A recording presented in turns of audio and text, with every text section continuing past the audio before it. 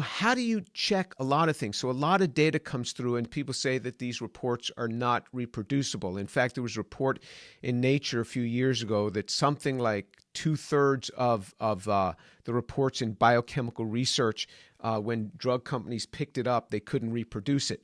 Now, sometimes they can't reproduce it because things are not easy to reproduce. It took years for those graduate students to get it figured out, and others may not be reproducible at all. But I'll tell you that there are people that have told me they've not been able to reproduce my procedures, and I say that's odd. There's 10 other groups around the world that have reproduced it. So you can have a small impurity in your system, and it can make it hard to reproduce.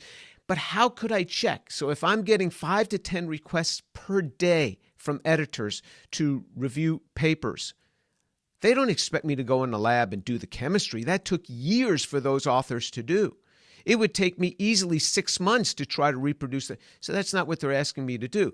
I've just got to look at this and make an assessment and assume that these people are not being dishonest. That's all I can do.